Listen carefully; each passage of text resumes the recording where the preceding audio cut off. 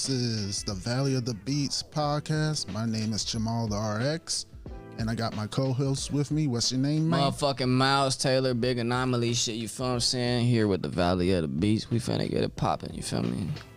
Dope. With that being said, we got a very special guest with us. She came all the way from Tucson. She's a producer, she's an artist, and she does a little bit of management. But we definitely gonna talk to her about what she does and what she up to since she on tour right now. Let's bring her out. Yes. S.Beezy. What up, how you doing? What's going on? It's the pound. All good? It's the pound, bro.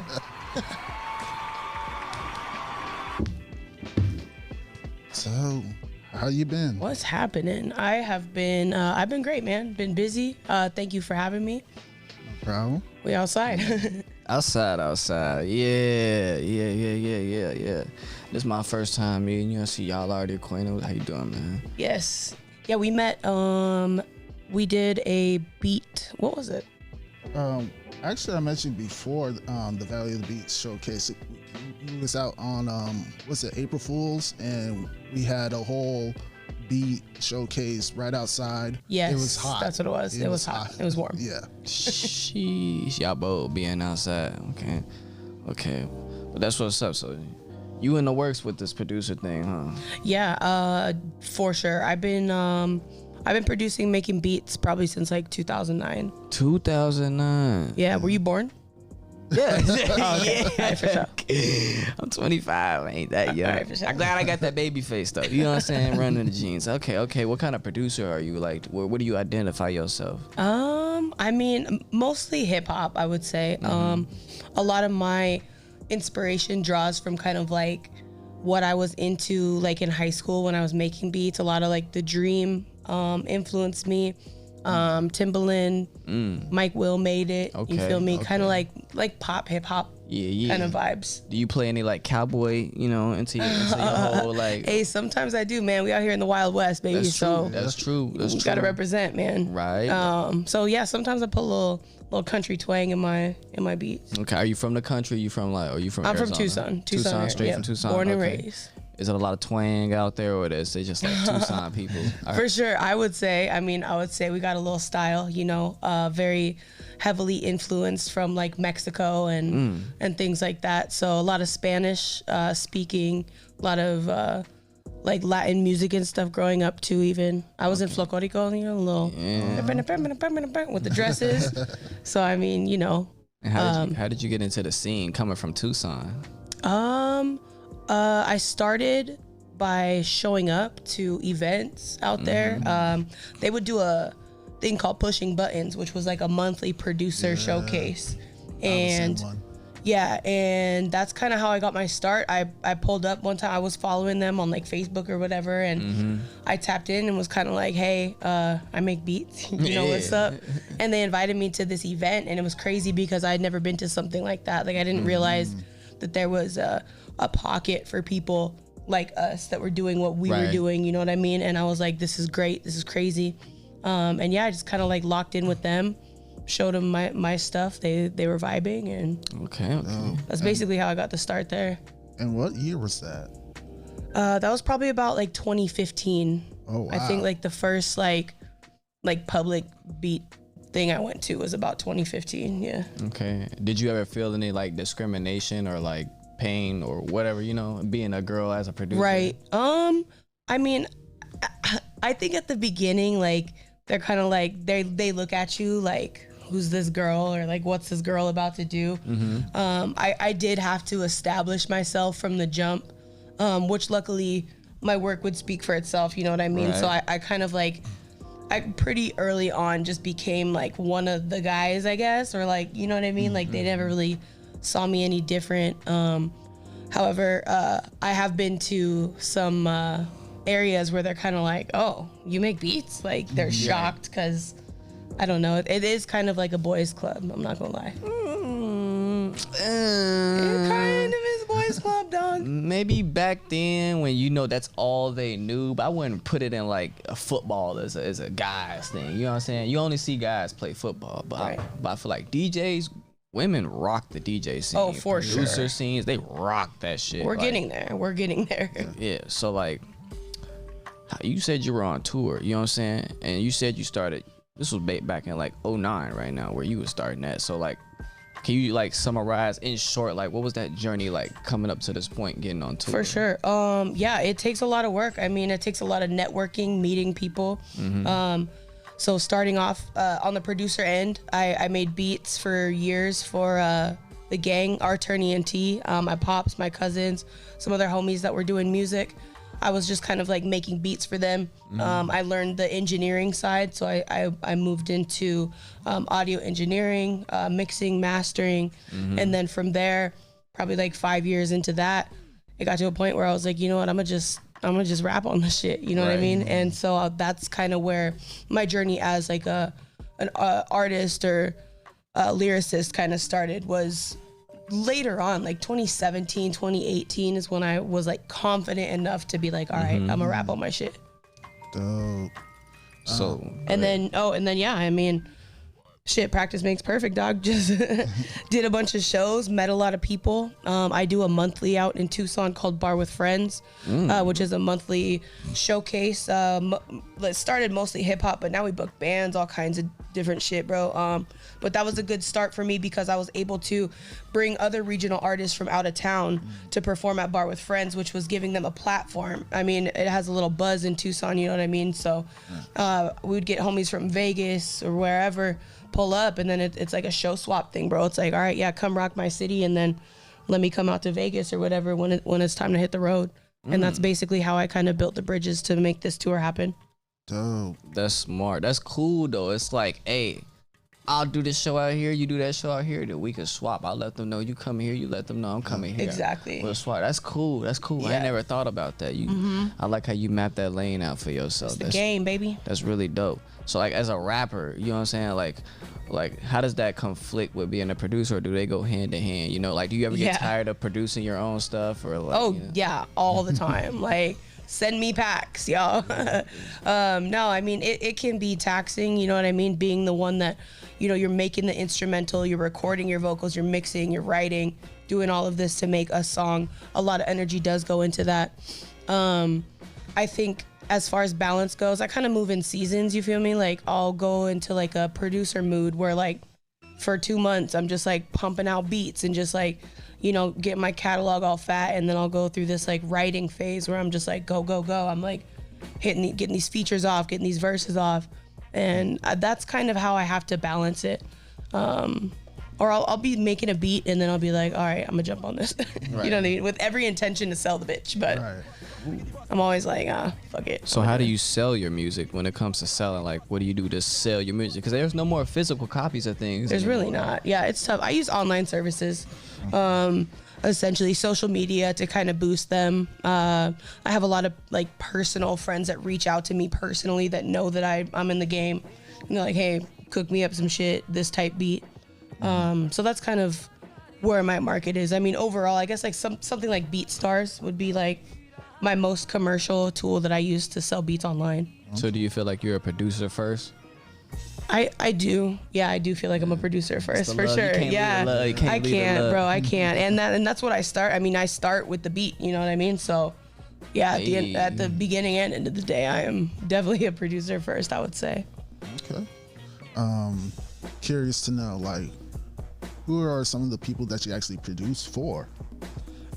Essentially, mostly local.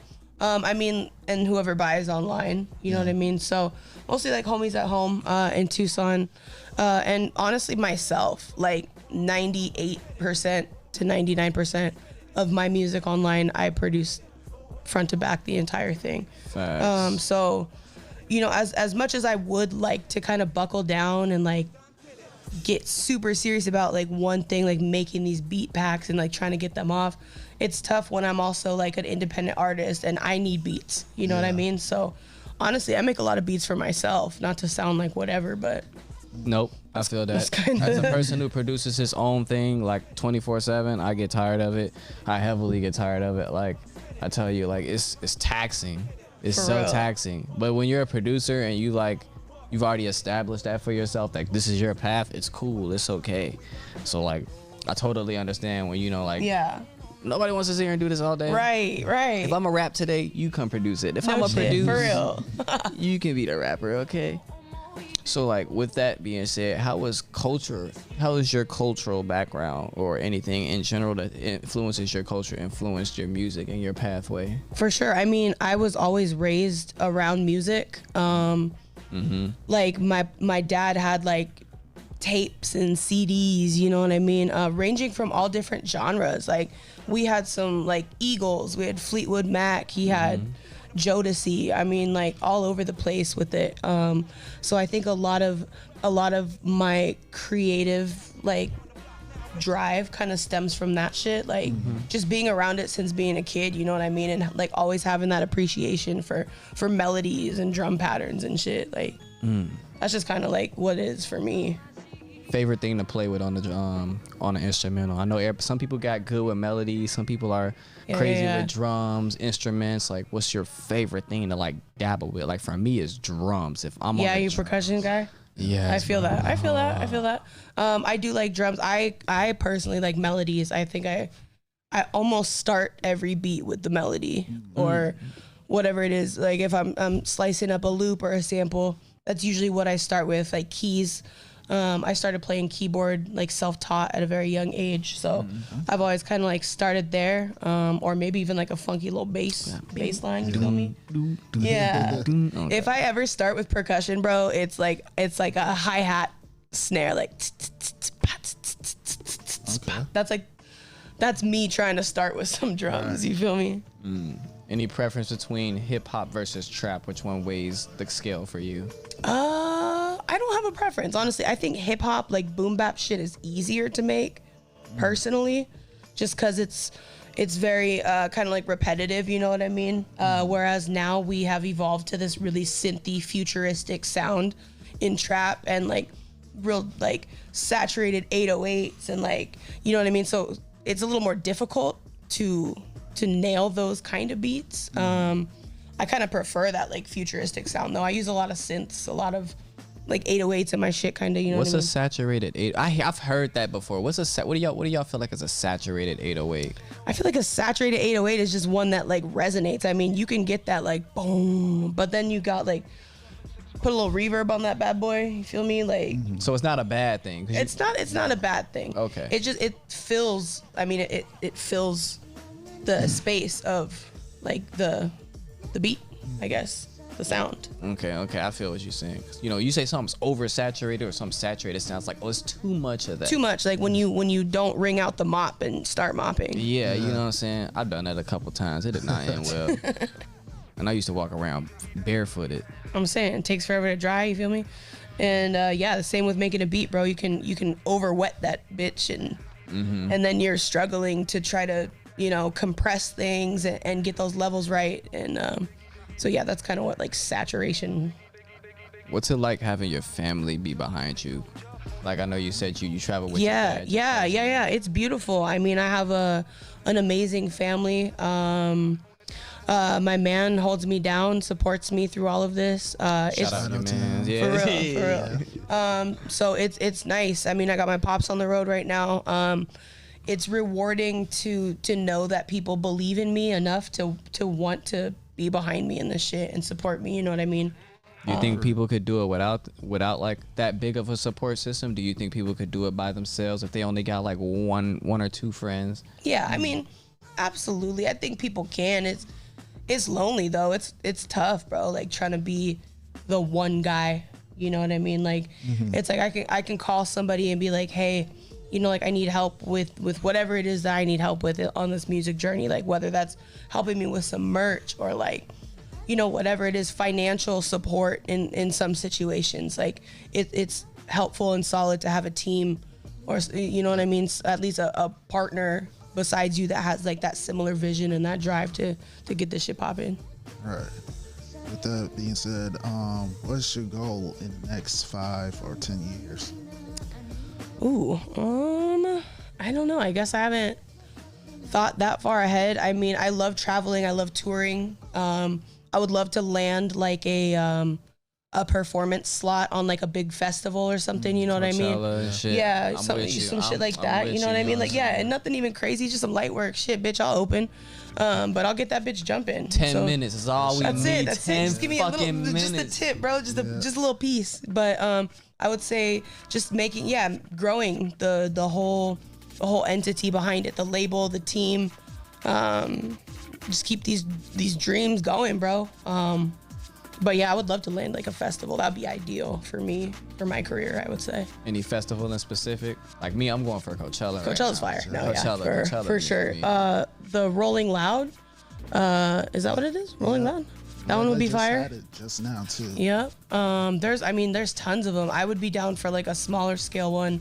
I know the homies out in LA, 60 East, does the Thought Fest. Okay. That one's really cool too. That one's more regional, you know what I mean? I have friends that perform on that, and that just shows you how tangible this shit is, you know what I mean? Like, you can get there. We can do this. It's just about grinding and getting up every day and doing this. Right. Mm-hmm. What are the sacrifices that you think it'll take? Like, you feel what I'm saying? Like, do you think you have to turn this into like you have to sacrifice your like daily life for this? Like, bring this into the full? You think it's gonna take that? Yeah, it kind of does. You know what I mean? I think what I'm challenged with the most is maintaining obviously like my family life. I have kids, so to be present, to make sure that I'm balancing my family first, giving that the same energy that I'm giving this music shit, because you can be on autopilot when you're grinding that hard, you feel me?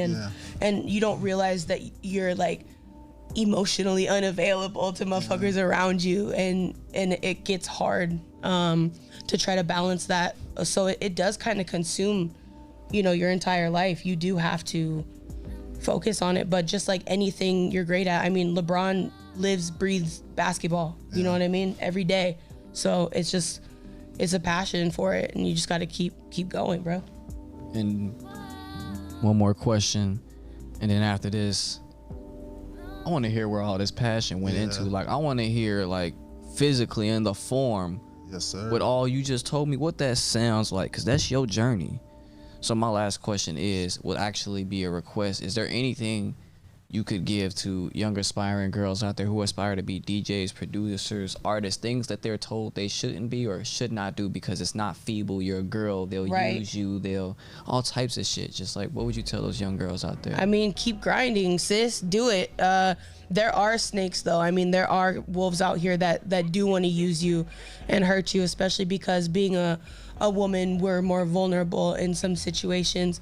So just, educate yourself on the industry, on the business. Make sure you're protected physically and legally, and keep going. Like, I mean, the first shit, when you first start out, you're not going to be like the best at it, but you just got to keep grinding at it. And if you want to do it, you can do it. Like, ain't nothing to it but to do it. Hell yeah. Great advice. And yes, be smart about what you do. The business is important. Legal things are important. Don't ignore them just because TikTok said you can get past it this way and that way. Be smart. Take care of yourself. But with that being said, let's see what you got, man. Let's see what you hiding in the vault. You know what I'm saying? So you got I just dropped a single called Mop Bucket. Produced and recorded and performed by myself. Quick little wham bammer. Feel me? My first drop of this year, honestly. So, jealous. I haven't dropped nothing. Bro, I had to. I was like, damn, that was me. That was me literally last month. I was like, damn, I ain't dropped shit. So I had to get one off real quick. So, I just kind of cooked up this beat real quick. I was like, oh, damn, I might just slide on this one. And I did. And that was that. Let's hear it. Run it. Some mop bucket. Crazy how we were just talking about wringing out the mop, too. We really were. And the song really doesn't have anything to do with mop buckets, kind of. What's the song about? Why he get that? I don't know. I was just talking my shit. Title for talking shit. Feel me? Yeah. Turn it up. Run that bitch. Sound good?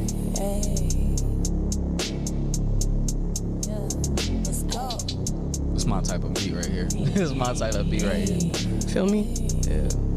It's BT on the beat again. Why I always feel like I gotta hop on here and speak on some shit, bitch, you know that I'm bout it. Shorty be quick with the thumbs on the text. When it's time to link up, little baby, I doubt it. I've been that bitch since like 2006, bitch, I know that I'm up, now they talking about me. I'm buzzing and shit like a bee in this bitch. I'm the queen of this shit, ain't no question about it.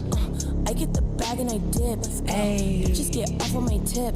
Ayy, I'm disrespectful as shit. He texted me back while you spit out his kids. Fuck with old girl, she a switcher. Feel me? Acting tough, you get spit like a swisher. Somebody come get her, she dance like a stripper. She pouring them drinks how I like, so I tip her. Ayy, ayy, little baby, tip her. Yeah, ayy. Baby, don't tip it, the boat just keep rocking it. Back on the 10 and you know ain't no stopping it. I've been the one, I don't think you can top the shit. Ay, yeah. I'm blasting off in this bitch, Reggie Rocky. You fucking with me, but you know that I'm toxic and I wet a bitch like a bucket and How long you finna be out here? Yeah. I'm out here for the night. We head out to Flagstaff first thing in the morning. Damn, bro. I would have said come to the studio. Hey, next time, bro. You know what? Next time we'll make a trip out of it. We'll cook up. You feel me? I always I got a mobile studio in the motherfucking tour van right now, bro. We always keep that thing on us. So. Okay. Time to get a tour van, Jamaal Valley. yeah. For real, a little bus, mini bus or something. Take Valley. But type shit I be on. To get a whole trailer. That's my goal, to get a whole trailer with the stage on it. Hey, there you go. Yeah. I didn't know they come with that. Oh yeah, you can get any type of design. It's mad expensive, but hey, if you got the money, Worth it. yeah. So you got anything else for us? I mean, Yeah, we got a couple minutes, so whatever beats you got. for sure.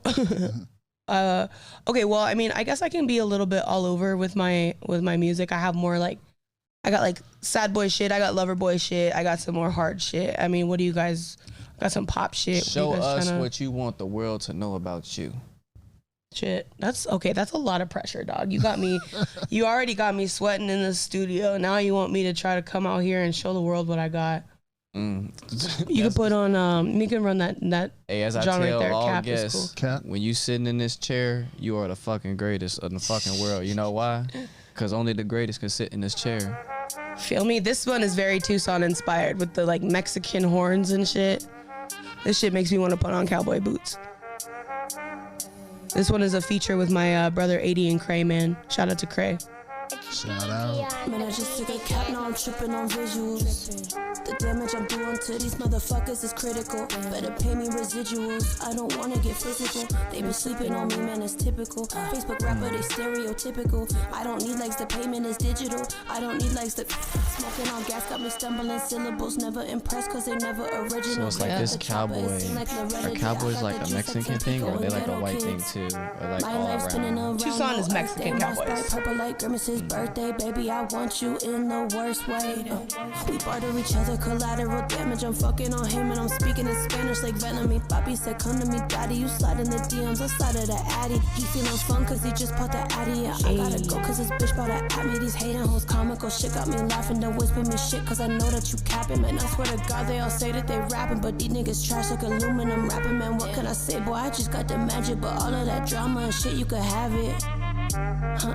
Said all of the drama and shit. I'm talking posts and likes and shares and stories and comments and shit. Yeah, chillin' on the east side, but I'm a south sider. Cruising like That's my boy 80 right here. Cooking with my dog, that's my motherfucking slider. Smoking on the ops is the only way they fire. Capping in their songs, but we know they all liars. Pray the type of motherfucker rolling of the wood. Flip a little pat just to spend it on my shorty, then I'll make it all back. Tripping over that, I be chillin' with my cat when I'm playing God of War. Take another dab, then it's straight to the lab. Then we flowing like we do again. 80 and Cray, better know me as that Mexican who be really chill till you do him dirty hoe. Cutting off ties, like I'm cutting off guys. I ain't here for all the lies, I'm just here to reprise as another villain, cause I don't fit in unless you smoke or drink can. I've been locked in, never going there again. Now I'm clocked in and I'm on the offense. Beezy, I'ma go and put that back on the fence. So listening to your music, what would you say is like a signature thing? Like what's a signature Beezy? Like what's your signature tone? Like, you know, Travis Scott got the Right. and like It's lit. it's lit. Yeah. Mine. I don't know. I guess I kind of say like, "Let's go." I be saying that a lot. Let's go. As far as like beats though, I mean, I feel like I feel like I can tell when it's my beat just because I like to run them hats, bro. I be going crazy on the hats. You know what I mean? 808s, bass is all.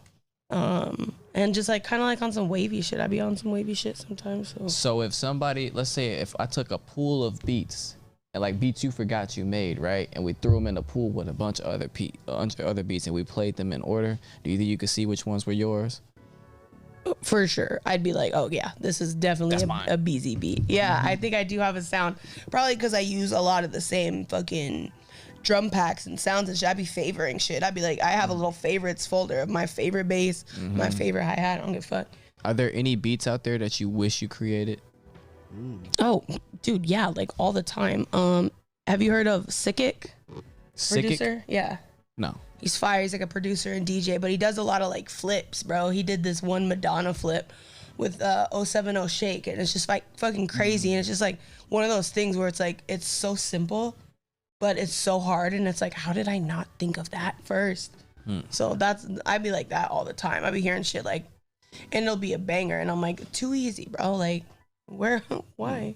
And what's your favorite song right now, if you have one, or if there's a tie? Like, shit. What's like on your top playlist, on the top of your playlist? Damn, top of my playlist right now. Ooh, that's so hard, dog. Fuck, I listen to so much shit. Well, I'm just gonna clear the air right here, and I'm gonna say Drake is my favorite rapper. Okay. I listen to Drake daily.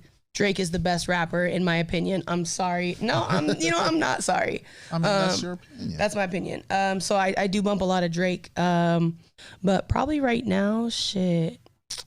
I don't know. I've been on a lot of like Tia Corinne. She's like she's fire. I like that freaky T shit. Oh yeah, and I like that Shaka Khan shit. Oh, ain't got no dick, I'm cranky. That's my shit. But yeah, I mean like that's kind of. It varies, honestly. I be going through like country phases, little punk rock phases and shit. So it just kind of depends on what I'm in the mood for, man. That Say So by Doja Cat, bro. That was my favorite song all Doja's of 2023. Doja does not miss. No. Doja doesn't miss. That's safe to say. My favorite song by her right now is I forgot Show You Out. I forgot what's that. Oh yeah. Agora Hills. Yeah, that's my shit. I like that one. I like that one joint with 21 too. Ad-lib. What'd she say? I forget what song that is. What's that song? It's like some letters. But 21 just dropped a tape and Doja's on that one and that shit's fire. Fire. She's a rapper too. He would be. Oh, bro. She's definitely a rapper. She could eat. And she's a great singer too. So would she be like the top of your list to collaborate with if you had the chance to choose like? Doja would be fire for sure. Yeah. I would love a Doja collab. Post Malone. I love Posty. Kind of like basically right there is it for me. Post Malone's Drake, fire. Obviously. Posty's cold because he doesn't mind switching up his shit. And that's what I respect because I be on that wave too. It's like, you know what? I want to make a rock album.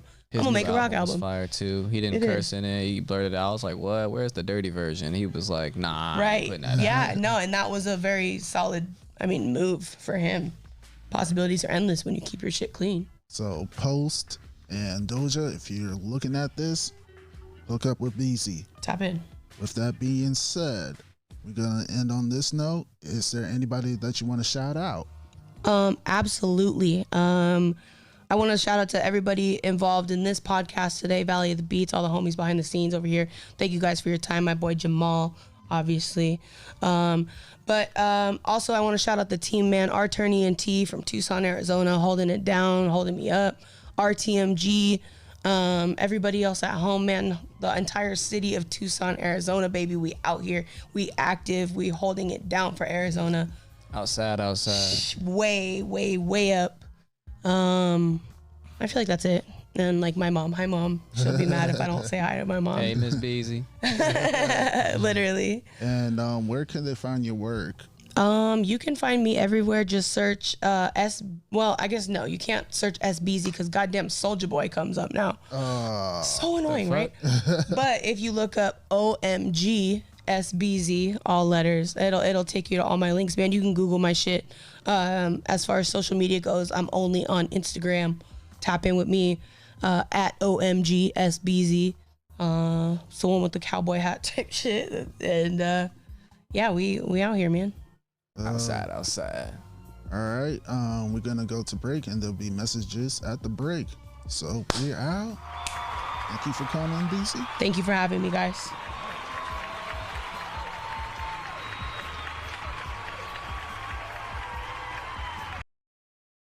Starting at just $5, you can reach a new audience by advertising your product, service, or event on Valley of the Beats, the podcast. Again, starting at just $5. DM Valley of the Beats and start advertising today. All right, we are back from break. This is the Valley of the Beats podcast. Right now, we got Mylez, and we got a translator with us by the name of Alex. How you doing, everyone? Yes, sir. Yes, sir. Our first international podcast on Valley of the Beats. You feel me? If you ain't tapped in or tuned in overseas, let them know now. We got you. You ain't English? We got the mans right here to help you out. So today, now. Yes, sir. So Jamaal is gonna go ahead and bring in our special guest today. This guest is straight from Cuba. He moved to the United States. And now he's in Arizona. He's a rapper, producer, and all-around cool guy. Let's interview him real quick. His name is Johan, aka Legal Beta. Yes, sir. Yes, sir. No, you good. You good. Our first international. Yes, sir. First time. Yeah. Oh. So All good. It's all good. It's all good. Thank you so much. No problem. No problem. So, is this his first time in America? Es su primera vez estar aquí en los Estados Unidos. Sí. Sí. Mi primera vez en Estados Unidos. And how long have you been out here so far? ¿Y cuánto tiempo ha tenido aquí? Hace 8 meses. Hace 8 meses. 8 months. 8 months. 8 months. 8 months. Okay. Nomás para moverlo un poquito y luego Okay. ahí debe estar bien. What made Arizona the first stop? ¿Qué fue su decisión para hacer Arizona su primera decisión? No fue ni siquiera decisión, fue algo que sucedió y punto. It wasn't really like a decision. It was just something that happened in the end. It's just, it happened to be. Oh, okay. What made him leave Cuba? ¿Qué era su decisión para irse de Cuba? Demasiada, o sea, estar en un desierto y tener el conocimiento y la posibilidad de saber que puedes salir de ahí e ir a un lugar mejor. O sea. So it's kind of like a deserted place in a way. It's having the opportunity to be able to come to over here to like the U.S. or Arizona and have a, be represented. Oh, okay. Was there a lot of hip hop in Cuba? Hay mucho hip hop in Cuba. Yeah. Yeah. He said, yeah, a lot. Yeah. A lot. And how long have you been invested in, being in the music scene with hip hop? ¿Qué tanto tiempo ha tenido en la comunidad de hip hop o de rap? 5 years, o sea, 5 años. Soy músico de profesión, soy percusionista. Y después de pasar por varios géneros musicales, decidí que esto era lo que realmente me llenaba, pues, más allá del interés monetario que siempre está, porque creo que cada artista que se le dedica tiempo, dedicación a su arte, siempre es que el ser humano está hecho con esa ideología. El mayor premio de un ser humano por cualquier cosa por la que se esfuerza es monetaria.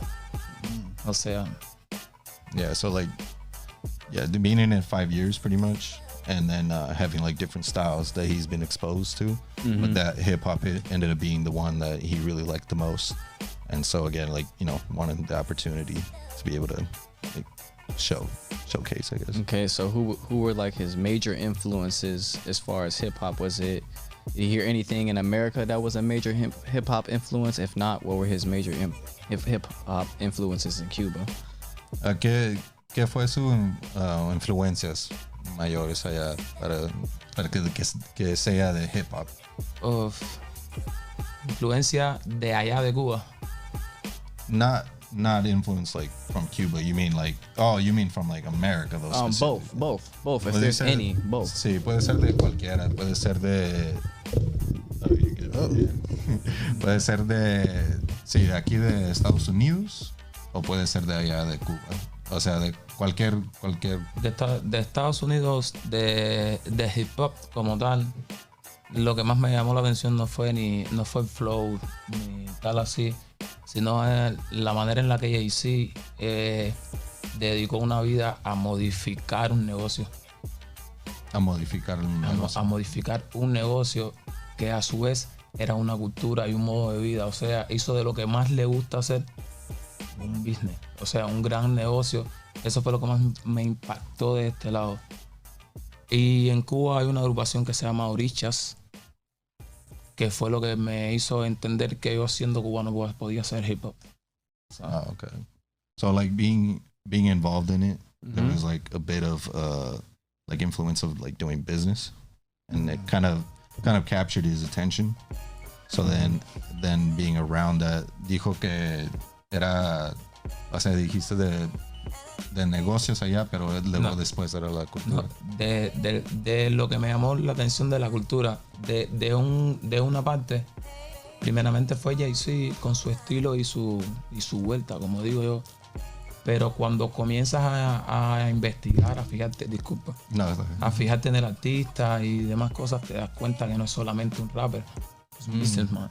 O sea, un hombre de negocio. Y me enamoré de toda esa estructura que se crea detrás de esa imagen de artista. Y eso fue lo que me enamoró de esa parte. Y por lo romántico, el conocer una agrupación que se llama Oricha, que me demostró a mí ya que en Cuba se venía haciendo hip hop hacía mucho tiempo. Hay muy buenos exponentes, pero Oricha fue la primera agrupación que me hizo atender. Quizás porque fue en el tiempo exacto que lo conocí o ahora Dios. Pero fue lo primero que conocí de hip hop con música tradicional cubana. O sea, una raíz de un país con otra raíz, creando, ¿sabes? Yeah, so like there's a little bit of like seeing how Jay-Z does it. You know, obviously he's an artist and everything, but there's a culture around being an artist and then being in the business of that. So he was really into the fact that it's not just being a rapper. It's not, there's also like business to it. And so he liked that. He liked the fact that there was like a culture around building up to being an artist because of an influence that he had, Orichas. That's like out there in Cuba, like that was like something that he saw that he could see in the culture of everything. And that was like a little bit of the influence that he had. So he came up off a business foundation for the music. And with that foundation, he was like, oh, you know, I like the artist side of it too. I want to play both roles, but more so he was in the business of it first and foremost. I would say he's saying all of it. All of it together. I mean, that's part of it, but he's saying like it's all of it. He's seeing that there's I guess you could say like there's all of it enveloped together. Okay. So there's a whole thing. Like it's no solamente es artista. Esto, o sea, yeah, so it's everything. Que no solamente puedes dedicarte a amar tu creación, sino que una vez que termina, porque para mí el proceso, o sea, yo lo veo desde otro punto de vista, para mí el arte se hace durante el proceso creativo. Ya en el momento que termine el proceso creativo tienes un producto y ya no es que estando ese producto tienes que dárselo a otra gente o a otra persona para que lo maneje. Tú mismo como rapero ya terminaste tu proceso de artista en la creación, en el arte. Te toca asumir el proceso de empresario, pues, de vender tu producto, comercializar tu producto para potenciar la calidad de tu producto. O sea, se vuelve algo cíclico, que fue de lo que me enamoré, porque todo es trabajo, pero es en base a lo que amas, pues. Yeah. So like, I guess you could say like the foundation of everything is that he's he ended up liking everything, but then there's also the fact that, you know, there was the culture. You're putting out a product and then being around the fact that you're making a product, like say you're the producer, you're seeing everything. And he liked the fact that there was like a business side to it also. So it's the fact that you're making a beat and you're putting out a product. And so he wanted to see all of it. Yeah, the first to beginning to end. He wanted to see the whole process. He didn't just want to be a rapper, put it out, and then hope maybe the manager make it happen or be on the other side. I can understand that. Being a part of the whole process of being an artist in general, the foundation was capturing. And how would he describe his style with all that coming into play, you know, knowing both sides and getting to see the whole process of everything go down the line? Like, how would he describe his style, his essence, his energy as an artist? ¿De qué manera usted diría que es su estilo o sea, de la música que tú sacas? ¿De qué manera creo que es mi estilo?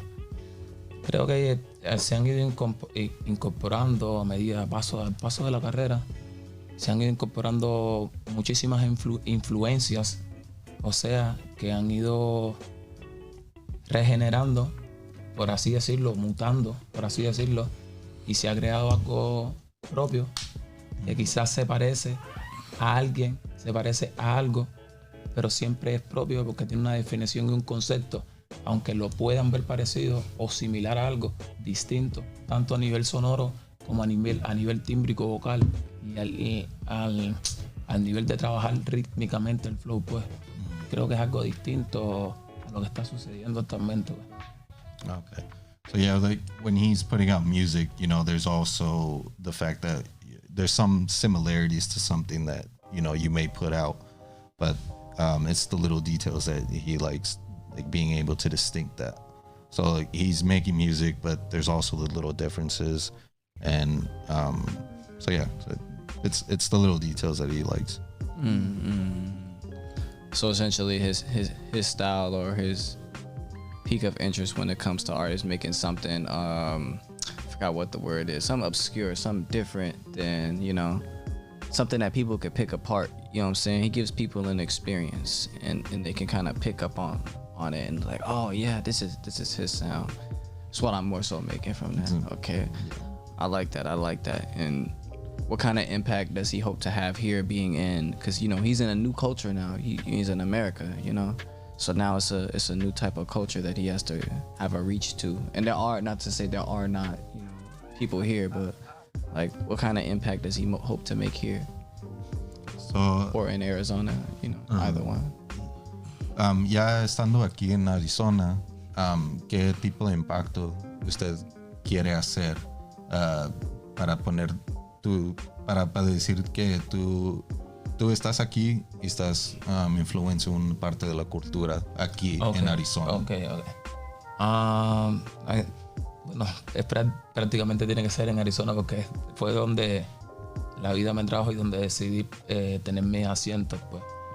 Yo creo que algo que yo le amo a mis fans, y los saludo desde aquí, de Legal Family, algo que yo le amo de Legal Family es que dentro del proyecto artista, oyente, consumidor, porque no me gusta decir seguidor, porque creo que más que seguir lo que queremos es que crear algo que sea productivo de ambas partes.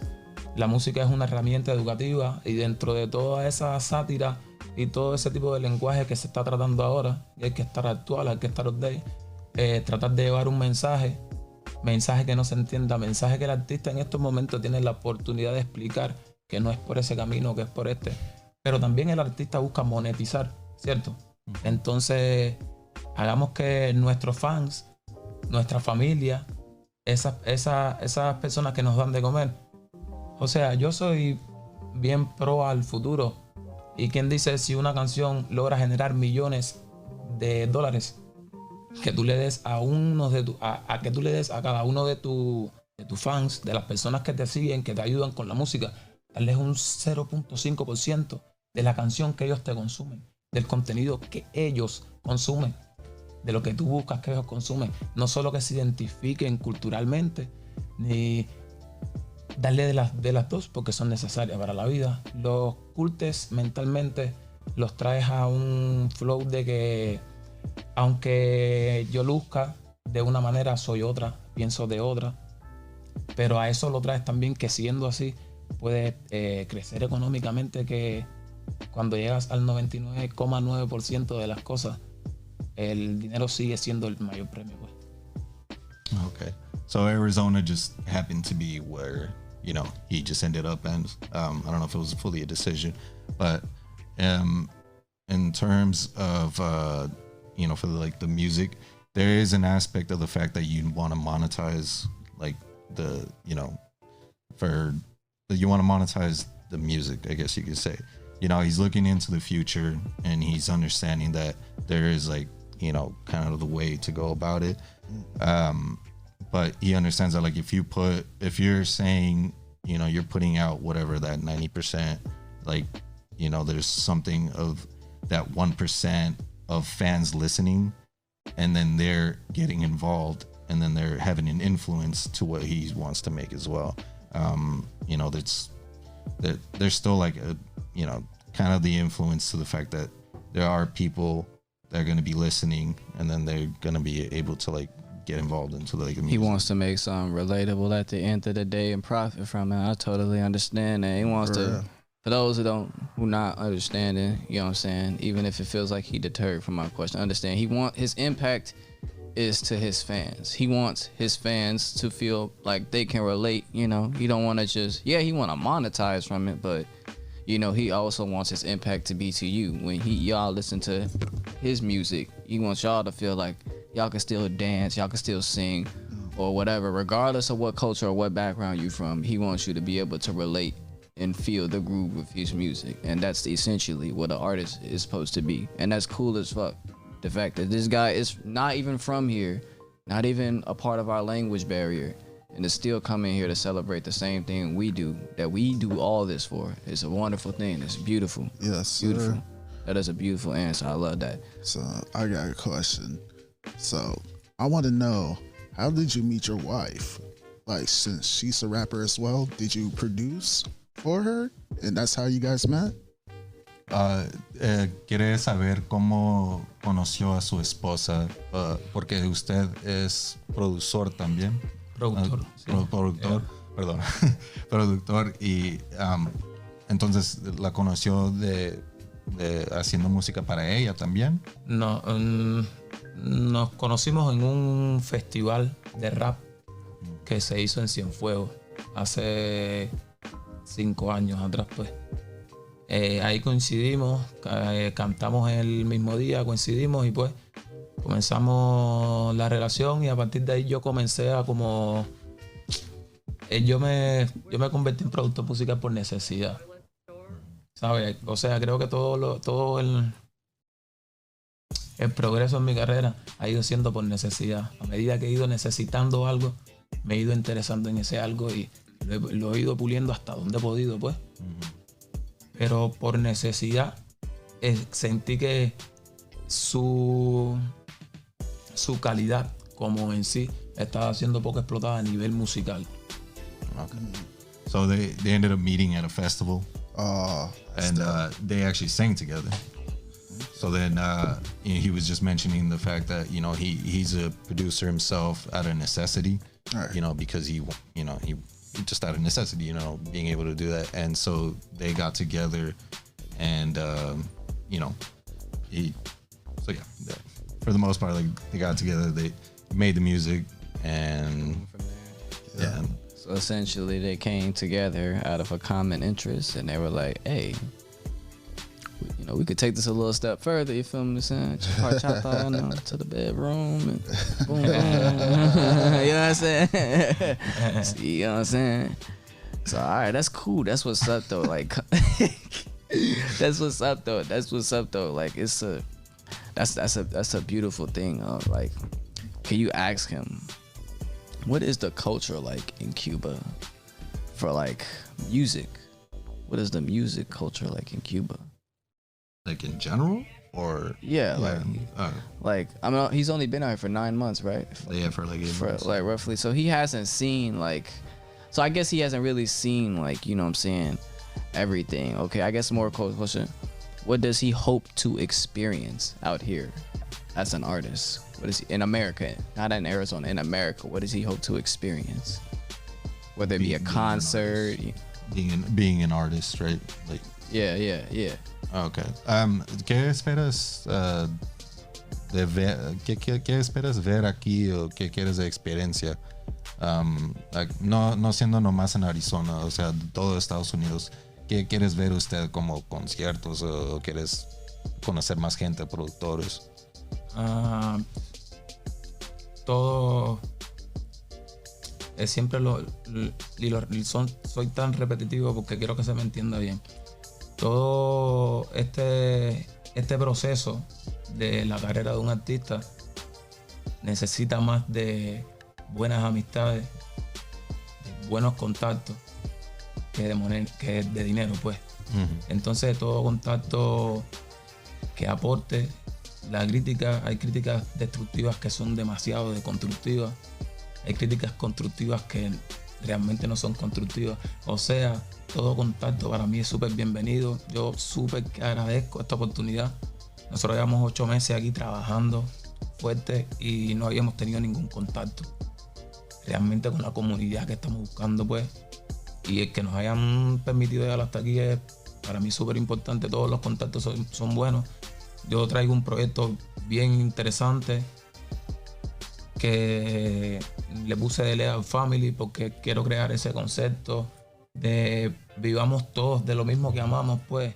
Igual que nosotros amamos hacer música, los oyentes aman escuchar música y existe la posibilidad, sí hay la posibilidad de que todos podamos ser una comunidad o una familia tal de que todos podamos vivir de lo mismo, ¿me entiendes? Okay. So he was saying sorry, just, I'm kind of repetitive, but I'm just trying to make the fact that you understand that, there was a necessity to be here, but when he came over here, he finds the importance of having like contact with everyone, and he wants to be able to make sure that, that's why he named it his, que sea tu, dijiste que es la familia, ¿verdad? The Legal Family. Pero que seamos, o sea, podemos todos convivir como una familia, como una comunidad, y que vivamos de lo mismo, pues. Nuestro trabajo es hacer música y su trabajo es escucharla. Y amamos lo mismo, pues. Okay, yeah. So yeah, like, he wants the fact that he wants to create like the idea of a family, being able to have in contact with anybody and then to network and having that concept of the family. He was also saying that, when you're coming over here, there's criticism, and sometimes there's criticism that's good, and then other times it's just criticism just to have criticism, like it's not that great. But regardless of that, the importance is the fact that he wanted to be able to come over here and establish himself and create what he wants to call La Familia. So that way it's a family that, it's everything together. So, okay, I totally get that. And for those who don't understand, me being my intuitive self, wants to come over here and create a generational pleasure for his family, for his familia. He wants to create, using his music, his talent, he wants to create beauty. Yeah. He wants to create life for his family. He wants to be able to bring other family he has back in Cuba. He wants to bring them here so they can experience that too through his efforts and through his hard work. You feel what I'm saying? And coming here, he knows he's gonna face a lot of criticism for that because he can't speak English or he can't do everything we can do because he's not especially being a rapper, because he can't rap like Drake or can't make that hard tracks. But for some of you who don't know, like, there are a lot, like, think of Bad Bunny. Bad Bunny make Hispanic music. He's booming, one of the top selling artists 2 years in a row, was it? So he sells out all his shows. 3 years. 3 years. 3 years. 3 years. Bad Bunny was 3 years in a row and is still selling out shows. So if he can do it, he can do it. We don't criticize nobody around here. You can tell him that. We don't criticize, we don't judge. We love all music. Bro, if he don't know, if y'all don't know, when you go to any club in Westgate, all you hear is Spanish music. Yeah. Always. The club on the corner, all the way on the right, all Spanish music, straight Spanish music. We jam. All the negros over here, we jam Spanish music. So let them know, we jamming him over here. We jamming. You know what I'm saying? I'm gonna hit my bachata, my salsa, you know what I'm saying? You know what I'm saying? We gonna get down to whatever you play. So if you got some fire, we jamming. Yeah. We jamming. For real. Where do you get a sense? Where do you get it? Is that the clothing style in Cuba? That's fire. What's that? Is that cashmere? Was that Gucci? Sí, de la chaqueta que tienes, de que Soy bien creativo. Creo que, o sea, todo sigue teniendo que ver con lo mismo, con el proceso de ser artista, tienes que ser original dentro del original, ¿sabes? Sin ser extravagante, sin ser algo sobresaltado, sencillamente que se te vea, se te entienda y que se te vea como algo bien. yeah. So like he's with the jacket, you know, he's just trying to be creative, and you know, he's He made that. He made that. No, oh, usted lo hizo. No, mi No me lo encontró. esposa se encarga de ir acomodando esas cosas. Oh, so like Nice. yeah, his wife made it, and so You made that? What? Hey, that's fire. That's fire, bro. Yeah. If y'all can't see that, man, like, if y'all didn't see that when you walked in, it's fire. It's like he cut off like part of the jacket and then they sewed like a pattern at the bottom. Like, yeah, that's fire. He was mentioning the fact that like, you know, being an artist, you want to be original, Right. Or you want to be creative, but then also you want to put the fact that you're like original. So like being an artist, you want to stand out in that way. So that's why he likes the jacket for that reason. I like it too. I want one, bro. I might try me a cowboy outfit or something. You know what I'm saying? Get my look. You know what I'm saying? So like, does he like to dress up as like, you know, a cowboy aesthetic sometimes, or is it just a hat? Just a hat. ¿Te gusta estar como estilo vaquero así? De la manera que estás del traje o nomás es hoy? No, siempre.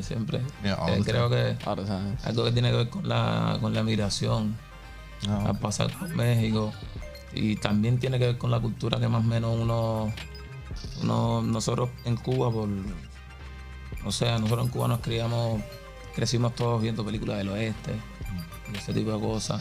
Llegas aquí y al ver que realmente es un estilo que le da seriedad a una personalidad o a un personaje, como puedan decirle, fue algo que me gustó, cómo se me veía específicamente, y pues me dediqué a usarlo, a mezclar esto clásico con vaquero y así. okay. Yeah, so it's just something that he ended up liking. He enjoyed it. He passed through Mexico, so like he saw like the vaquero style, cowboys vaquero. Yeah. So then, you know, he saw the style and he liked it, and so like that's something he wanted to like involve himself with. Like, you know, he wanted to show love for it, essentially. Okay, that's fire. That's fire. With that being said, do you have any upcoming projects? Tiene proyectos que está haciendo ahorita que va a salir. Sí, recientemente salió una colaboración con un rapero mexicano, se llama Alejandro Megaceta. La canción se llama Big Fish. Ya salió el día 15, está disponible en todas las plataformas digitales.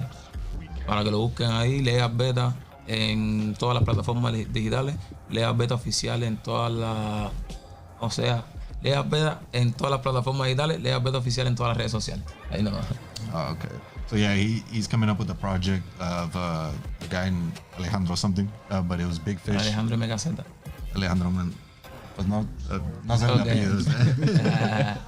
But he's working up with like a project with that, and you can find it like on, you know, all the streaming platforms or like whatever like social media that you can see. So yeah, he's working on that for right now. Sorry, I keep looking at you, bro, but I know you're asking the question. You're good. But since we're almost out of time, let's get into his instrumentals. Do you got any instrumentals that we could play? ¿Tiene instrumentos, algo de música que quiere tocar para oír ahorita? Sí. Sí. He can just connect Bluetooth, right? Onto your computer, or well, I mean, you'll just pull up on YouTube, right? Let's see. Is it YouTube? ¿Qué quiere que busca? ¿Está bien con YouTube o con YouTube sí está bien? Okay.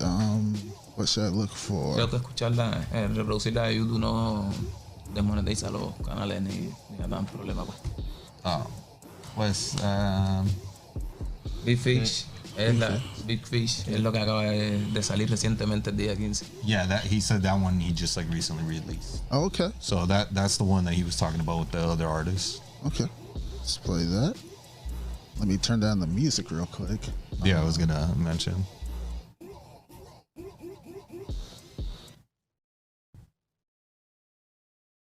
So,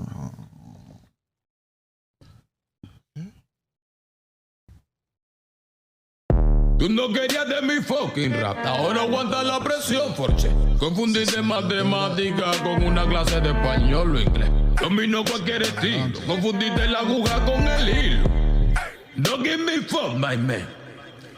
Me muevo debajo del agua, aquí no aguantan la presión. Hay kilos de flow en la tana, en millones tengo la visión. No me distraigo, ya no me caigo, yo sigo en lo mío. Ya no me quito, el barrio lo sabe, estamos al tiro. Buscan que muera y qué es lo que espera, no bajo bandera. Lo saben muy bien, para este pez gordo no existe pecera. Buscan que muera y qué es lo que espera, no bajo bandera. Lo saben muy bien, para este pez gordo no existe pecera.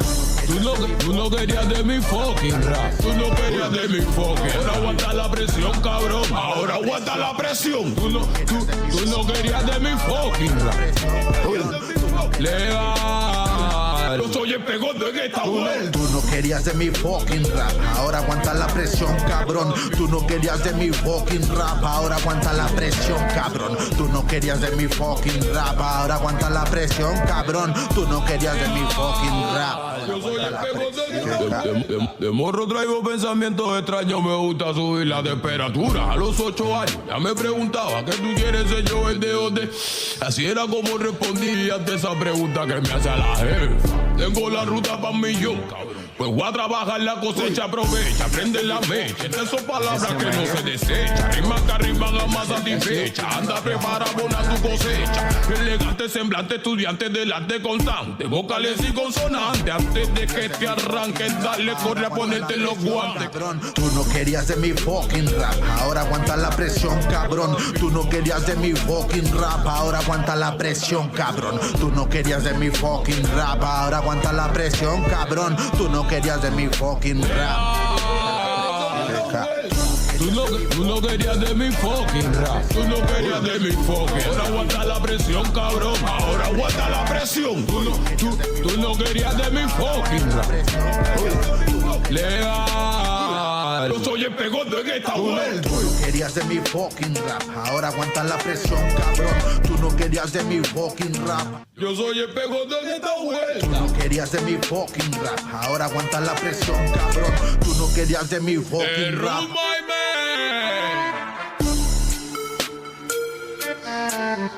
Parker. Yo soy el pegote en esta vuelta.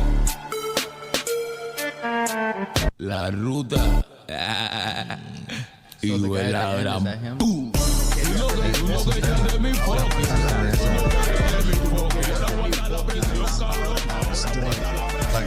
He got a really aggressive. I mean, he has a really aggressive style. I was not expecting that. I thought it was not.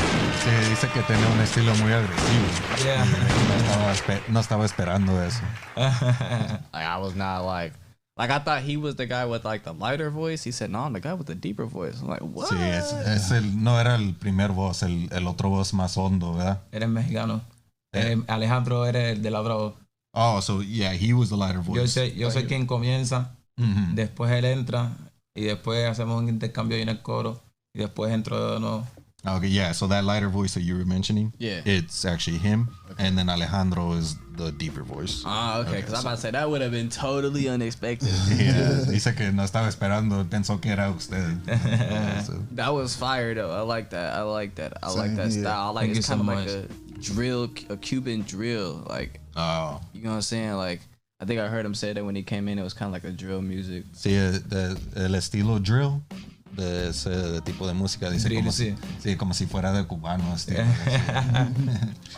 Okay, that's fire. That's fire. Jamaal, what were your thoughts on that? I love the beat. I love the song. Like, that was probably one of the best songs that we had on this podcast, to be honest with you. Really think about it. Dice que le gustó mucho el beat, el estilo. Dice que a lo mejor es la mejor canción que ha tenido en el podcast. Muchísimas gracias, pues. We don't have a lot of artists, and who are also producers come on. So like you're a very rare breed because some people don't like to double up on the work. Usually producers don't like to do the rapping, and the rappers don't really like to do the producing. So like, he's a rare breed. He's one of, you know, he's a 10%er. Dice que normalmente no hay mucha gente que son artistas y luego quieren ser productor. Muchas veces que hay productores que no quieren hacer el trabajo, que nomás quieren hacer como artista o de uno de productor. Sí, pero sucede que eso en Cuba no es algo a escoger. En Cuba, si quieres ser artista, tienes que ser tu productor, tienes que ser tu compositor, tienes que ser tu manager. Yeah, like in Cuba, you have to do that work. You have to be the producer, you have to be the composer, like all of it, in order to be out there in Cuba. Really? There's nobody who does one? There's like, why is that? Dice que por qué es esa manera. En Cuba, el movimiento de rap en Cuba es el enemigo directo del gobierno. Una vez que eres el enemigo directo del gobierno por representar una cultura y un movimiento, el cual ha sido el único que ha tenido el valor de expresarse libremente de lo que pasa en Cuba, ya eso hace que tu trabajo sea contra viento y marea, como el salmón. So it's some straight up communist shit, bro. Damn. Well, not communist, but like meaning it's rap ended up being the number one enemy to the government because of their form of expression. So like the fact that the government did not want that, it became like public enemy number one. Wow. And I mean, that's something to say because that's pretty crazy when you think about it here. Like in America, like that's so different. You know, sí es muy diferente siendo aquí. Es muy, muy diferente. Y demasiado. Desde que yo llegué, todo el trabajo que se está llevando a cabo con este proyecto de Legal Family, o sea, de Legal Beta, lo estamos haciendo yo y mi esposa. Pero es que ya nosotros venimos de Cuba con una carrera que nos hicimos ambos. Porque ella tiene 23 años de carrera artística como rapera. Saliendo durante 3 años como consecutivo, la tercera rapera más feroz de Latinoamérica. O sea, lleva muchos años oceando en esto. Y yo llegué con los deseos y con el conocimiento musical. Y llegué después de que ya llevaba muchos años haciendo música. Entonces cabe entender que dentro de ese proceso llegó cómo es que funciona el negocio.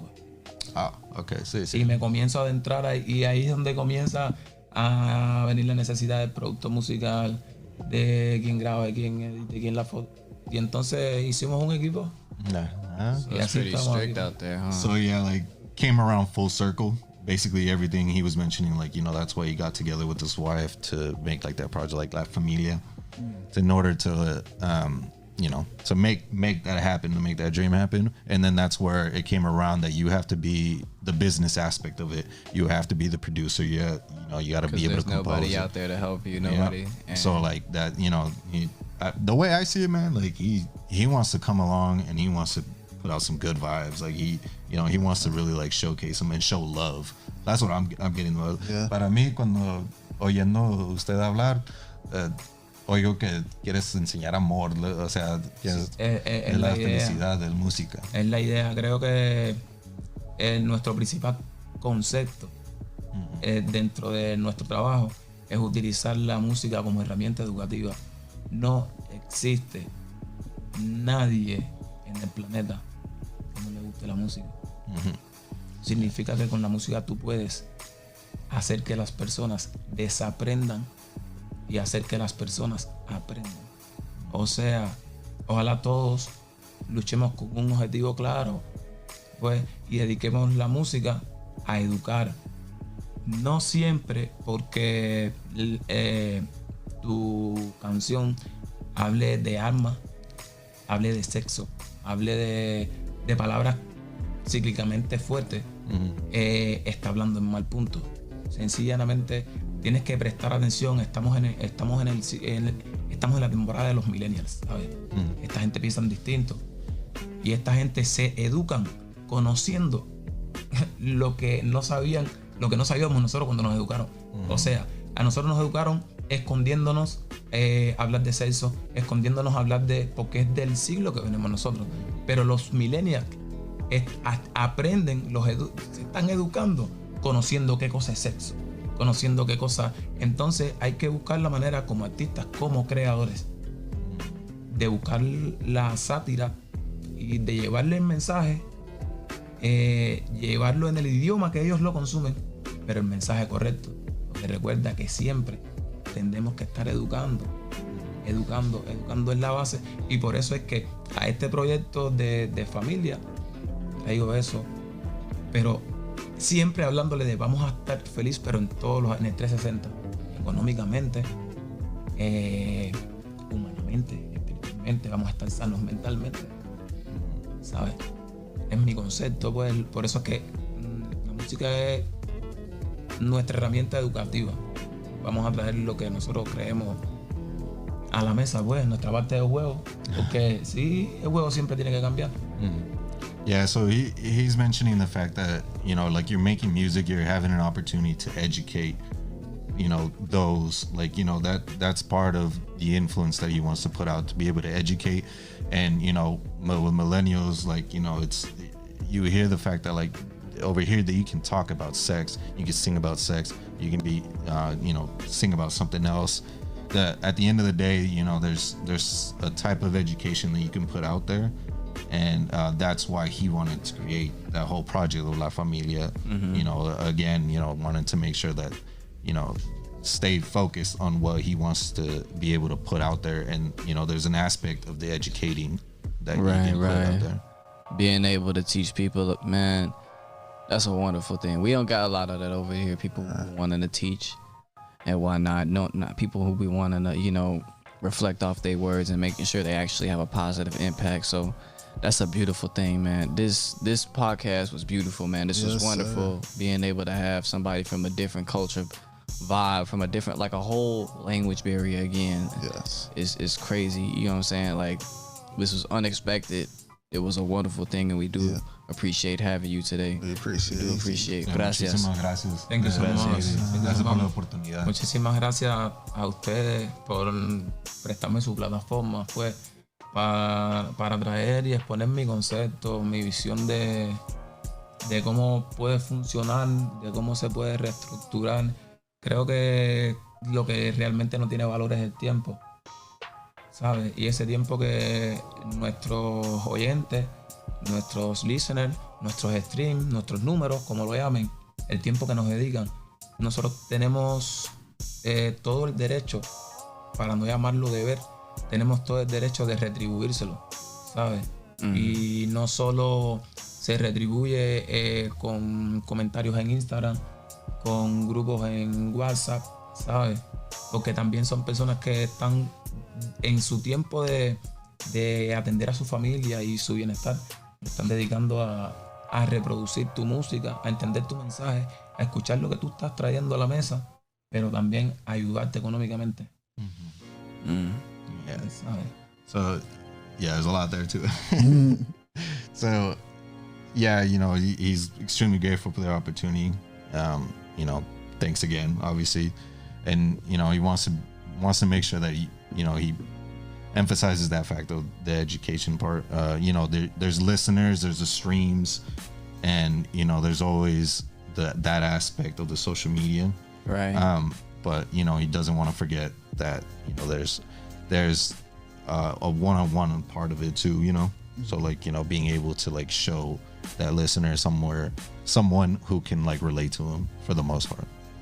Nice. Like, that's essentially, like, what he wants to say. Dope. Before we end this, does Yame want to do a quick freestyle acapella before we head out? Pues está preguntando si su esposa a lo mejor quiere hacer un freestyle o cantar algo, si quiere, o si no quiere, está bien. Es su decisión. Sí, como no. All right, we got a yes. Valley of the Beats. Y'all about to get an exclusive, exquisite Cuban freestyle right now. It's gonna be fresh, like a fresh Cuban cigar, you feel me? So, do you mind if she introduces herself before we go ahead and get this started? Sí, está bien, si pueden presentarse usted, decir su nombre y... Ok. Mi nombre es Jamaal, me dicen La Fina. Soy de Cuba y tengo 23 años de carrera artística como rapera. So Joan, La Fina is the name, and 23 years that she's been in the game. So yeah. Alrighty, let's go ahead and get it started. Go ahead and do what you do, and Empieza cuando quieras. Ok. Ya me envasé, ya yo empecé, reparto rimas aquí, representando a las mujeres, me colé en el ring, sí, la fina. Después tú me dices lo que opinas, mientras tanto voy a demostrar que soy campeón en rima. Tarima, pato, contacto, redacto, versos. Exacto, el acto que rato sin mucho esfuerzo. Desde long time ya vengo agarrando peso y estoy sólida.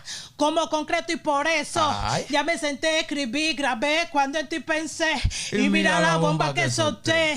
¿Y tú de qué me vas a hablar a mí si aquí demostré que estoy mucho para ti? Así que toma.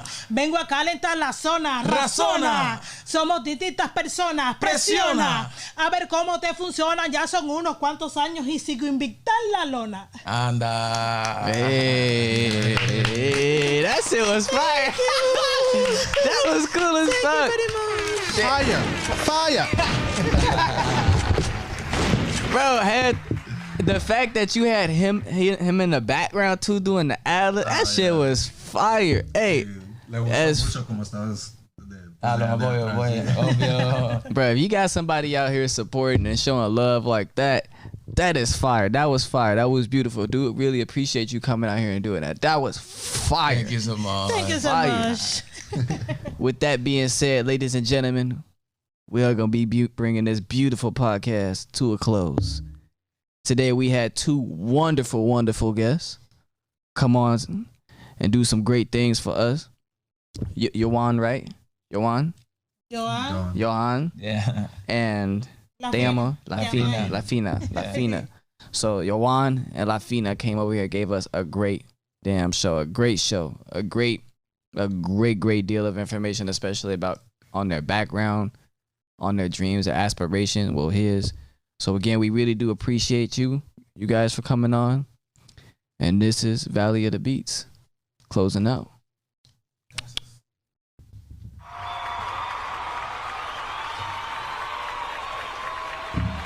That was fire. Wiggle. Starting at just $5, you can reach a new audience by advertising your product, service, or event on Valley of the Beats, the podcast. Again, starting at just $5. DM Valley of the Beats and start advertising today. All right, we're back with Valley of the Beats, the podcast. Now, our next guest, we actually met at the Jukebox Dance Studio. He's a DJ, he's a producer, and overall cool guy. Let's bring him in. His name is FroStyles. What up, dog? Bro came in here with the gloves and shit, bro. You like a break dancer, I'm not gonna lie. You could dance? Yes. So Jamaal, you left that very important detail out. Bro, like you could do on some spinning on your head shit type shit. Used to. I'm kind of injured right now, or been injured for a while, so dance hasn't been kind of my thing that I do. Damn, what happened? You like worked your leg, your ankle? Neck. Oh, you definitely don't want to Yeah, not fun. Yeah, type shit. How you doing, dog? Good, man. Just chilling, trying to stay warm and cold at the same time. This weather. What? Warm and cold. Warm and cold. Sound like New Mexico right now. Snowing and heat hot. Like, how the fuck it work? That's fire, though, bro. That's fire, bro. Honestly, I honestly didn't know what to expect when you came here because I saw you speaking Spanish, bro. I was like, I thought bro was European, you know? It turned out I was wrong. You feel what I'm saying? So what is your ethnic background? All right, so I was grown up and raised Mexican. Okay. And then later on, I found out that I have Spaniard blood in me, and light-skinned, and I also have Native blood in me. I also have black blood in me, and yeah, I think that's the main majority of it. Yeah. Bro is a jack of all trades, ladies. So if you looking for something specific, my boy got options. You could pick and choose out the litter. You feel me? Yeah, you get one over here. And on top of that, he a producer. How long you been doing that? I started producing about, I want to say 99. Wow. Okay. How old are you? I am 38. Bro, I thought you was 26. I'll take it. Younger than that, bro. I think it's just because you were short. No offense. I mean, yeah, I'm 5'9". I'm not that. Yeah. Short, skinny, baggy clothes. Hey, I'm with you, bro. I'm with you. Skinny guys forever. You feel me? Right. We got it. So like, being like a producer, right? And a little bit of black in your blood, right? Right. Do you use the N-word? No. No? All right. Okay. I just had to ask, you know what I'm saying? It just popped the question. Right, now you good. Okay. Why not rap though? Like, you know, I feel like a lot of rappers try to produce their stuff because they feel like it's fancy, you know? Right. So like, why not rap?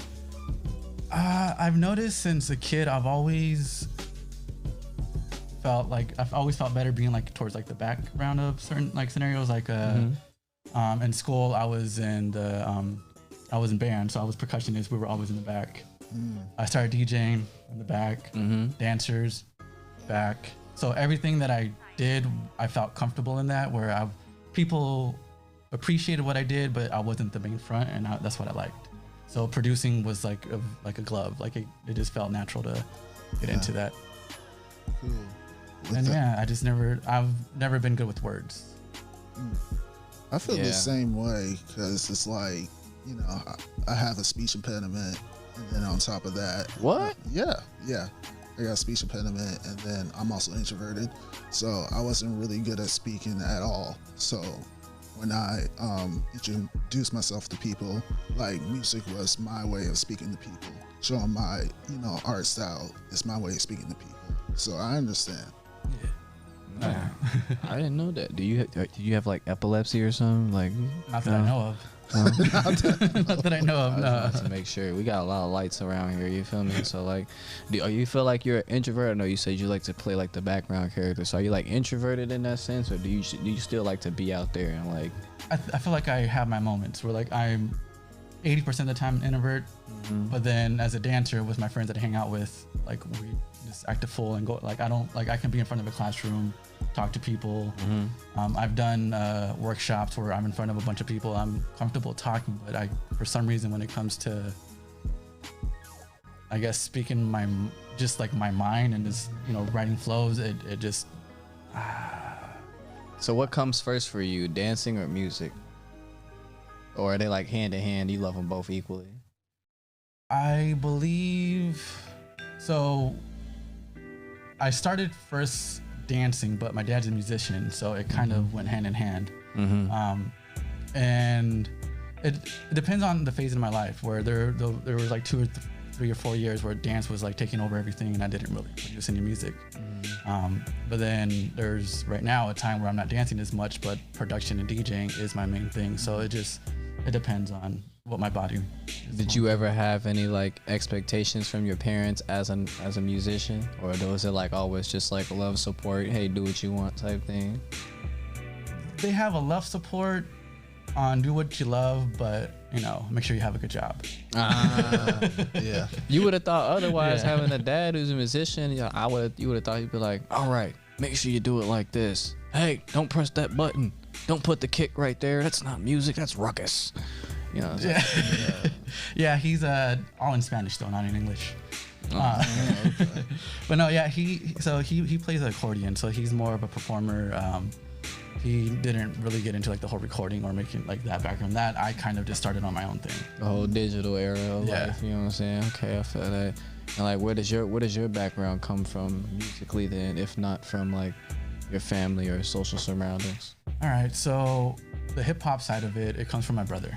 He's the one that started, because he was in there with like when hip hop started, like he was alive, like, when all that happened. So he, you know, was always bumping like Snoop Dogg, Dr. Dre, all West Coast stuff, and he was a dancer also. He was like popping and breaking. So I kind of just, you know, he's my older brother, so I looked up to him, and whatever he was doing, I was just like following that. And so I took the hip hop side from him, and then the musician side, I just took it from my dad.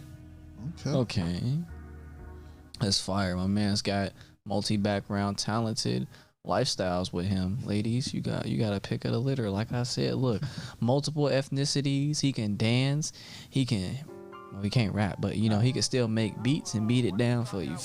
And you know what I'm saying? I gotta put on, and you know what I'm saying? Gotta put on for my man. So like, what's your goals as far as right now? Like, where you at? You got any like upcoming projects? You got like a goal you trying to meet? Like, produce for a certain person? Like, where your pathway speaking at right now?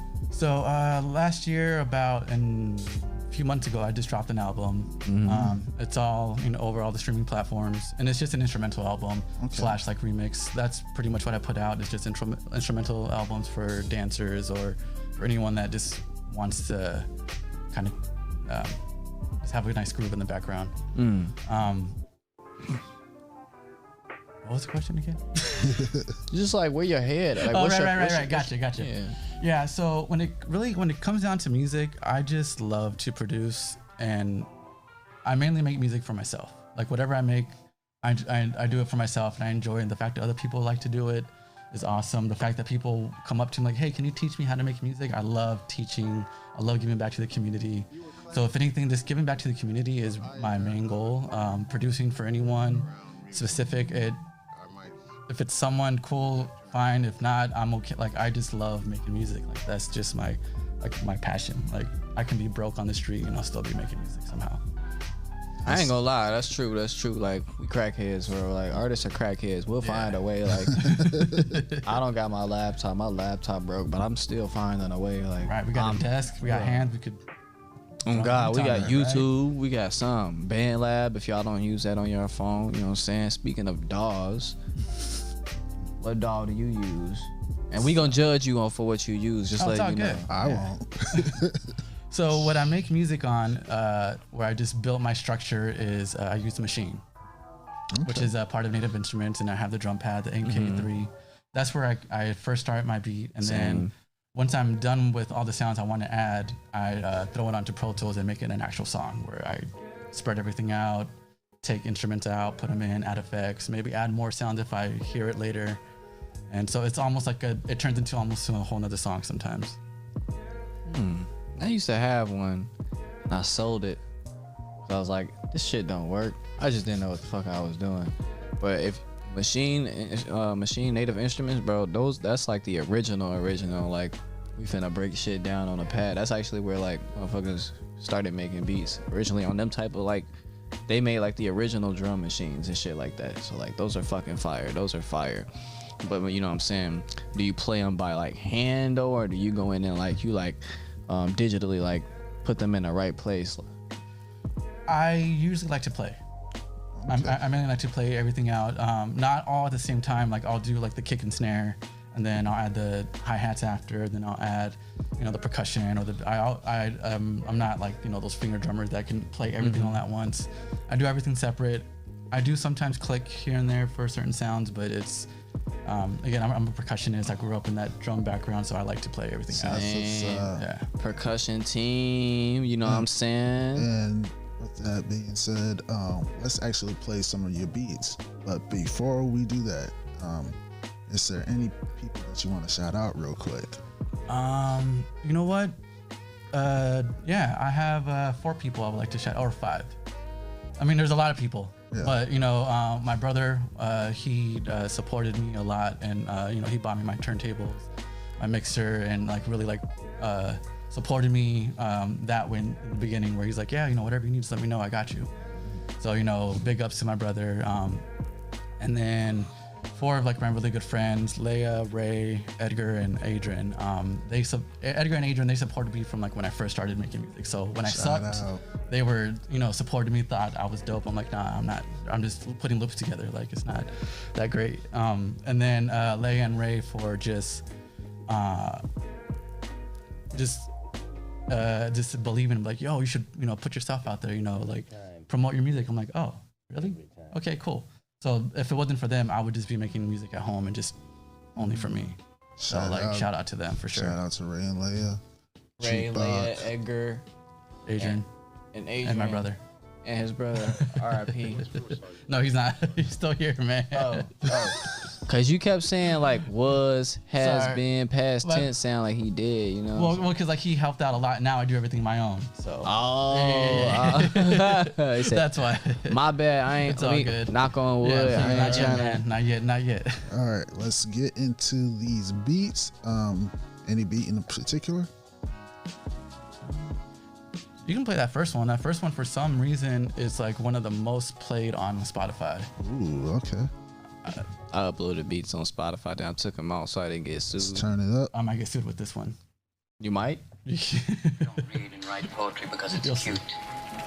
Turn it We up. Turn read it up. and write poetry because we are members of the human race. Okay, we got And the human Rueben race shit in there, too. is filled with passion, Robin Williams. poetry, beauty, romance, love. These are what we stay alive for.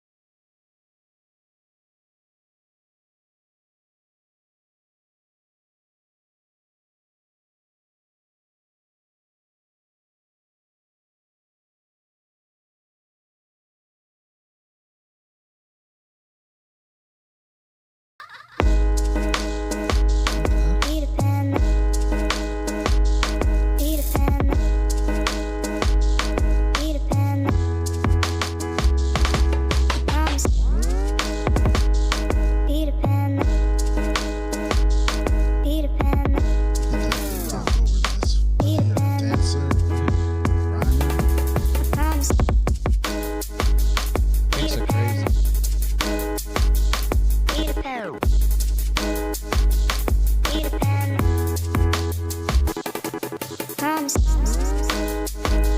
Let's go to the next one. Is that another beat? Let's see. Go down a little.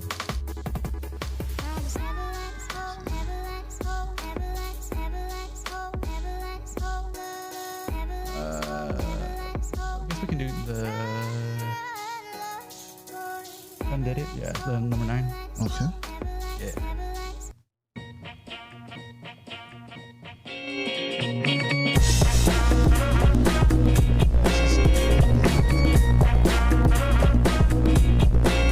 Shout out to all the girls out there in the world. Definitely go get this track.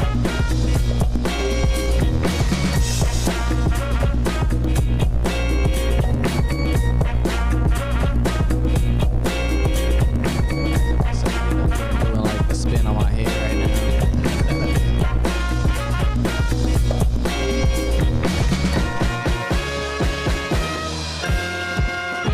You know Jamaal can do a backflip.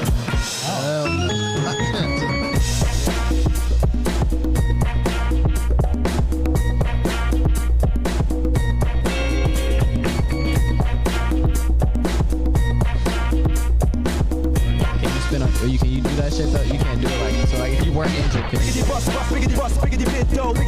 like a b-boy, would you consider yourself a b-boy?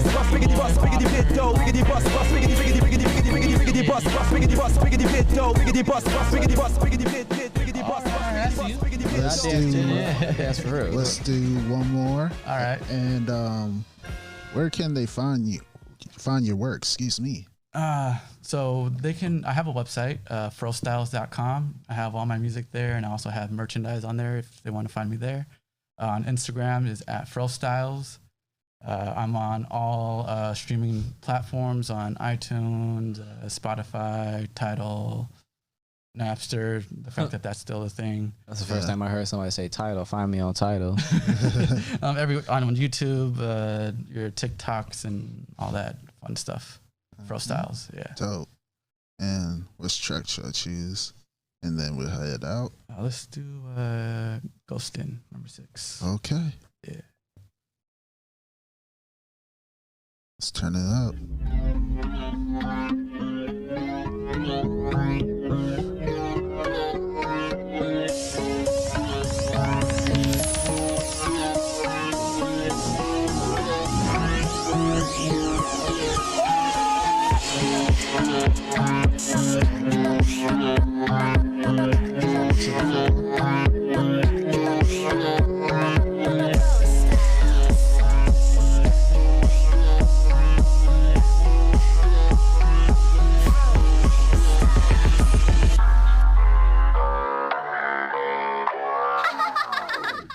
Federico Fellini in the flesh. Sergio Chini inside his mesh. I've been breaking since the 80s. Google me, baby, you crazy. 89 in London pulling bins up. Type it in, Google's your friend, bro.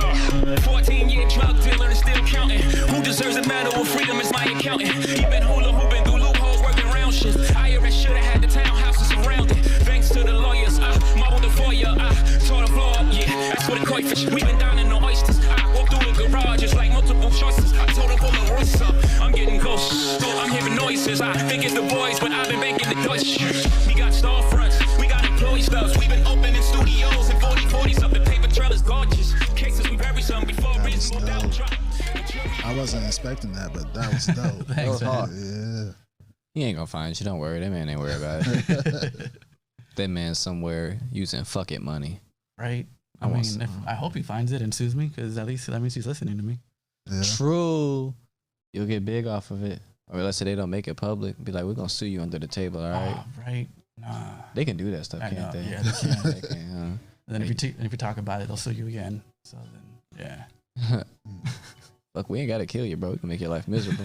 Right. You'll be in debt. Be my personal bootlegger. Right. But other than that, bro, your music's fire. I like your message. You get that like for the first time, honestly, it feels like we actually had a DJ come on a podcast, like who explored like actually like took the DJ side and like implemented it into the production and just be like, nah, I just took some songs and threw them over with some loops. It sounds like you actually took time, meshed them together, through everything. Like, did you play like that thing that was like doon da da da da like? No, that's actually a sample that I slowed down. So that's fire. That was a good background. It was like I like sampling stuff from like other countries that no one's really gonna know what it's from, and then just mess with. I'm not racist, but that definitely was an Indian sample. It was not. It was actually somewhere from like the UK. Some electronic music from the UK. I'm not racist. But I can see why you made it. Yeah. I think that was my fault. I gave it that vibe. Nah, you're good. You're good. That's not your fault. They made it like that. Shit. Who's the judge? Yeah. That's funny that you mentioned the whole DJing aspect, because that's kind of where it started. Like I started DJing first, and from there it went into like, oh, if I can make my own loops from DJing, it's like I want to make my own beats with it, and then it just kind of became a thing. Are you an anime fan? I wanted to ask that, but I've been wanting to ask that before we got out of here. You are? Can you please tell the crowd your top 3 favorite anime? Do not judge him. All right. Samurai Champloo. Okay. Got Dragon Ball is where I started. Rest in peace, Akira Toriyama. Yeah. And then the last anime, I think I will have to choose. You know what? This is an anime, but it's drawn out like anime, and I just love the cartoon. So people might hate me because I'm including it in anime, but it's not anime. Oh my god, I think I know what he's going to say. Boondocks. Yes. Oh. Yes. No, that counts. That counts. I'll count. Would you count Boondocks as an anime? Yeah. I wouldn't, based on definition, but it's anime inspired. Yes, just like Avatar. Well, technically they drew it out there. So Korean. Yeah. So.